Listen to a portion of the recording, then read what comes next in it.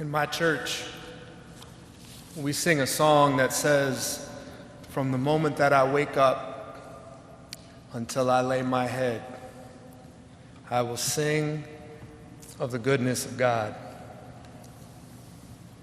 I don't know how many people in here can say that. I know I can't. But my grandfather certainly can. From the moment that he woke up until he laid his head, his life was a testament to the goodness of God. And I thank all of you for being here to celebrate this life. To the presidents and first ladies, it is a great honor to have you here. You know the human side of the American presidency like no others, and we appreciate you. To the vice presidents, other distinguished guests, and friends of all kinds, thank you for being here. To those of you who came from all across the world, thank you for being here to celebrate and pay tribute to my grandfather. I say grandfather, but we called him Papa, as many of you know. We called my grandmother Mom Carter, so we spent our time talking about Mom and Papa, and mostly, speaking of the human side of the presidency, just letting people know that they were regular folks. Yes, they spent 4 years in the governor's mansion and 4 years at the White House, but the other 92 years they spent at home in Plains, Georgia. And one of the best ways to demonstrate that they were regular folks is to take them by that home. First of all, it looks like they might have built it themselves. Second of all, my grandfather was likely to show up at the door in some 70s short shorts and Crocs. And then you'd walk in the house and it was like thousands of other grandparents' house all across the South. Fishing trophies on the walls. The refrigerator, of course, was papered with pictures of grandchildren and then great-grandchildren. Their main phone, of course, had a cord and was stuck to the wall in the kitchen, like a museum piece. And demonstrating their Depression-era roots, they had a little rack next to the sink where they would hang Ziploc bags to dry.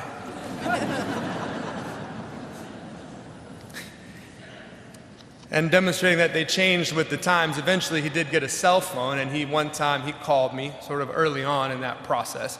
And on my phone it said, "Papa, mobile." So I answered it, of course. I said, "Hey, Papa." He said, "Who's this?"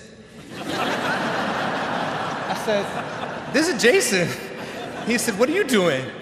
I said, "I'm not doing anything. You called me." He said, "I didn't call you. I'm taking a picture." It was a nuclear engineer, right? I mean, they were small-town people who never forgot who they were and where they were from, no matter what happened in their lives. But I recognize that we are not here because he was just a regular guy. As you've heard from the other speakers, his political life and his presidency for me was not just ahead of its time, it was prophetic.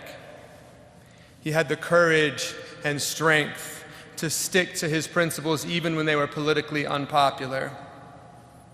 As governor of Georgia half a century ago, he preached an end to racial discrimination and an end to mass incarceration.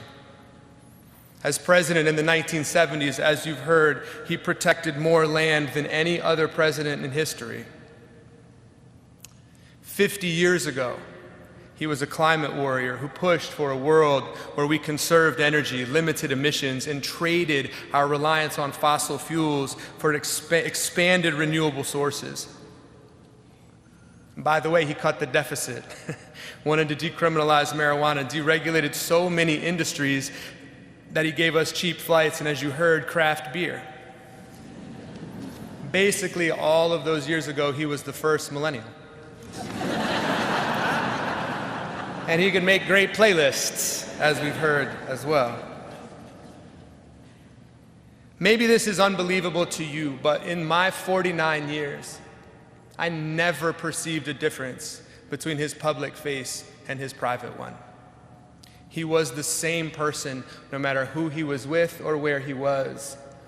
And for me, that's the definition of integrity. That honesty was matched by love, it was matched by faith. And in both public and private, my grandparents did fundamentally live their lives in an effort, as the Bible says, to do justice, love mercy, and walk humbly with their God. Sometimes I feel and felt like I shared my grandfather with the world. Today is one of those days. But really, he shared the world with me. The power of an atom, the beauty and complexity of a South Georgia forest. When we fished, he celebrated the majesty of everything from the smallest minnow to that grand circulation of waters. And he shared this love with my boys, taking these Atlanta public school kids out into the fields to show them about row crops and wild plums. In the end, his life is a love story. And of course, it's a love story about Jimmy and Rosalind and their 77 years of marriage and service. As the song says, they were the flagship of the fleet. And rest assured that in these last weeks, he told us that he was ready to see her again. But his life was also a broader love story, about love for his fellow humans and about living out the commandment to love your neighbor as yourself. I believe that that love is what taught him and told him to preach the power of human rights, not just for some people, but for all people. It focused him on the power and the promise of democracy, its love for freedom, its requirement and founding belief in the wisdom of regular people raising their voices, and the requirement that you respect all of those voices, not just some. That conviction made him a naval officer who believed and demonstrated, as you've heard, that the greatest power of America was not the military, but its values. And those values were personal to him, and he lived them both publicly and privately. As you heard Stu say, as president, he gave voice to dissidents, stood up to dictators, brought countries together in peace. His heart broke for the people of Israel. It broke for the people of Palestine, and he spent his life trying to bring peace to that holy land. And he talked about it at the dinner table. It was the same in public as it was in private. And for the last 40 years, as you've heard, he spent his time living out that love and that faith alongside the poorest and most marginalized people in the world. And that work, again, has been based fundamentally on love and respect. The Carter Center has 3,500 employees, but only a couple hundred in the United States.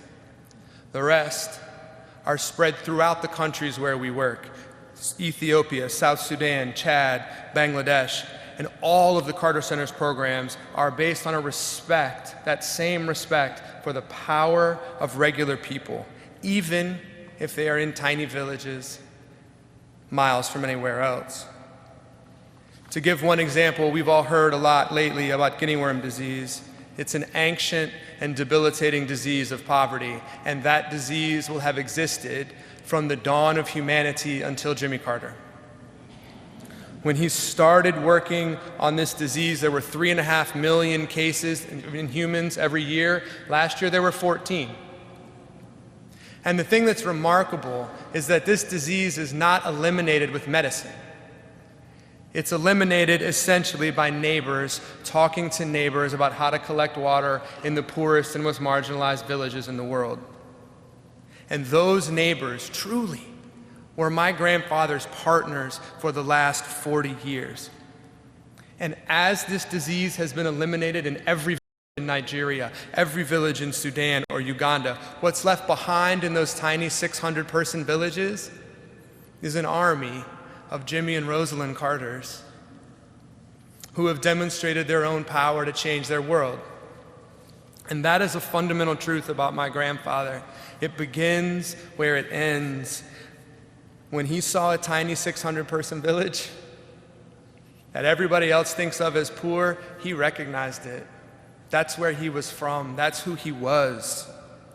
And he never saw it as a place to send pity. It was always a place to find partnership and power, and a place to carry out that commandment to love your neighbor as yourself. Essentially, he eradicated a disease with love and respect. He waged peace with love and respect. He led this nation with love and respect. To me, this life was a love story from the moment that he woke up until he laid his head. I'll conclude with this.